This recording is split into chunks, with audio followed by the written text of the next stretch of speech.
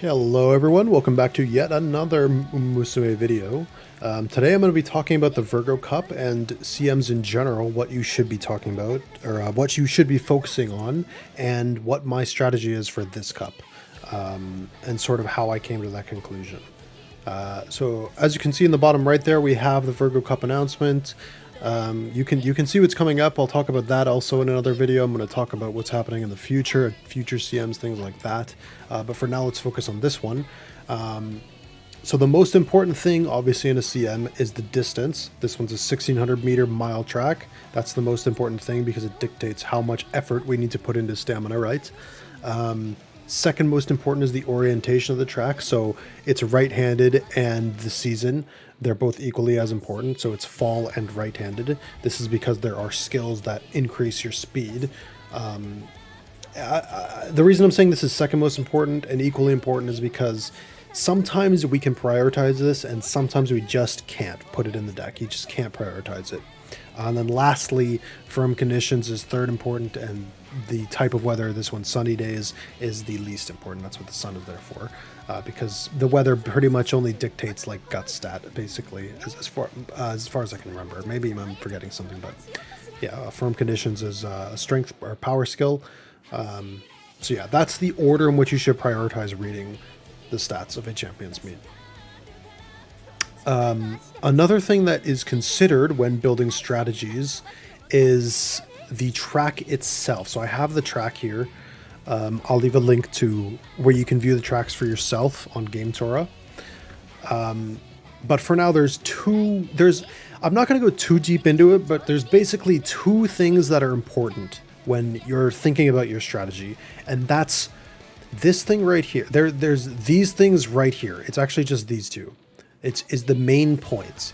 Position keep ends is obviously this one. And what this means is this is where you'll get pace down mode. This is where fronts, paces, lates are separated. It's pretty much like encoded into the game that it's separated. Like if you're a pace chaser and you proc all your skills before this point, you're pretty sad because the front runners will just stay ahead. It's in their running strategy to just stay ahead. You can't keep up. There are exceptions to this rule, but in general and for most players, this is what you should be focusing on. The second thing is the final spurt. Spurt starts, last spurt, they kind of go hand in hand, but as you can see here, we saw a final leg. It separates it a little bit, but the point here is we want our I called it a big combo here to proc around this point, because we want our Umas to be speeding up here, reaching their top speed in the last spurt as fast as possible.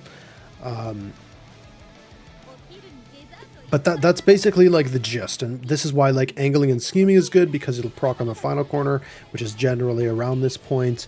It's why like late surgers rely on like on your left or their unique skills. They usually proc on the final corner, things like that. And this is what you should be focusing on. Going back to my strategy, and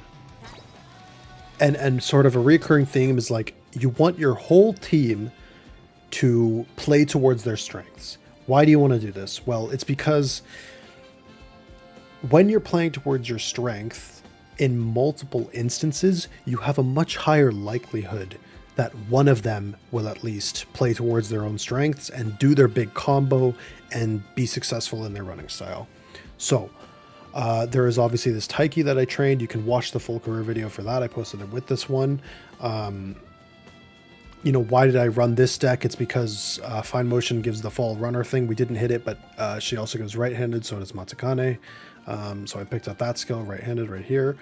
Most of these others are inherently just in it or given through the scenario. But what's the strategy here? Again, it's obviously we want tail held high to proc around where that spurt starts.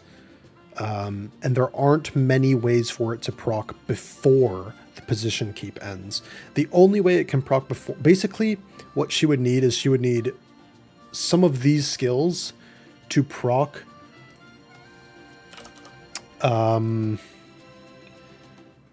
she'd need the majority of her skills to proc before the position keep ends. She would need Professor of Curvature, It's On, Mile Straightaways, Paces and Corners, or Changing Gears. This one in particular I don't think really can proc. She'd basically need 3 of these to proc. All around the same time. Which is just very unlikely. I was just bringing this up here. 3 of these plus this. She'd need 3 of these to proc. Before position keep ends. Which is just very unlikely. If she does, she's probably not going to win the race, but if she doesn't, and we get that tail held high combo where the spurt starts, we're in a really good position for her to win. And you'll see this, I think I'll post one of my rounds maybe in the CM, we'll see. But I'm going to try to showcase these runners in action. The second up, we have Umamusume front running, of course. She does have groundwork, but the thing is with Maru in particular and front runners right now, I think a lot of players are going to get baited into thinking Runaway is good. But as far as I can tell, and from everything I've seen and experienced, it's just not playable at this point in the game. But again, with this Maru, she needs to play to her strengths to win. She needs groundwork to proc, which means I need early lead. Mile Maven can proc it. Rushing Gale even can proc it. All of these can proc it now because groundwork is a lot more lenient. This can't proc it. It's basically just Mile Maven, Dodging Danger, Rushing Gale. If any of these 3 procs, she procs it. If Lone Wolf procs, she also automatically procs groundwork. But yeah, I don't think she's much of a favorite to win this one. It's probably my Taiki. But nevertheless, I wasn't really happy. I'm going to be honest, like that's where there are a couple Marus here. I wasn't happy with any of them. I'm honestly not happy with many of my... I'm not even happy with this. Like, I'd rather have Mile S, but that's really the only thing. But I'm going to move on. Like I said, this is my strategy. I had some other Marus here, but... yeah, that's the one I'm going with here. And it's the same old. Actually, something interesting here is I'm running Suzuka just because she has so many good skills for Summer Bar. This was before I had MLB Kita-san even, you can see. Excuse me. Yeah. So she needs to play to her strengths. Lastly, we have Mejiro, the late Surger Gambler that I'm running. Just because this was very easy to build, and I'll explain her strategy very simply. If she's in a good position for Let's Pump Some Iron, she's running late, not pace, so she can't proc this. You need to be in 6th. If she gets in a good position to proc this, it can combo into her just winning the race. Let's Pump Some Iron can combo into Redshift, which procs into Tail Held High. You know, ideally, I think Professor of Curvature or Rising Dragon proc to get her in position for Let's Pump Some Iron. Like, let's say these 2 proc into Let's Pump Some Iron. Boom, Tail Held High procs, then she procs Redshift, then she procs Shooting Victory. All the skills proc, and she will just go flying down that last corner and the last straight. And I've seen it in practice rooms. I've seen it in practice rooms and against my own racers. Yeah, it's just worked. So this is my strategy for the CM. We have Taiki running pace, Mara running front, Mejiro running late, and I'm posting this video now because I'm going to start working on the next CM today. Like, I'm going to start doing it today. If whatever happens in this CM happens, you know, maybe I lose, maybe I win, we'll see. But, yeah, this is my favorite. I think ideally she wins, but we will see. And yeah, guys, the next video will be, I think, talking about the future and talking about the timeline of the global server.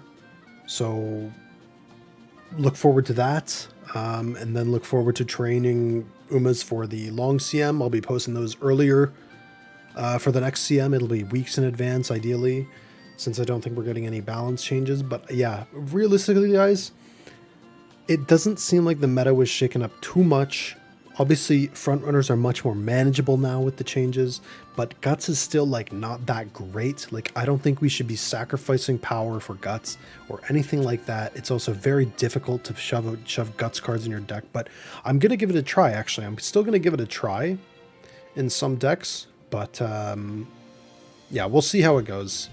But for now, that's everything.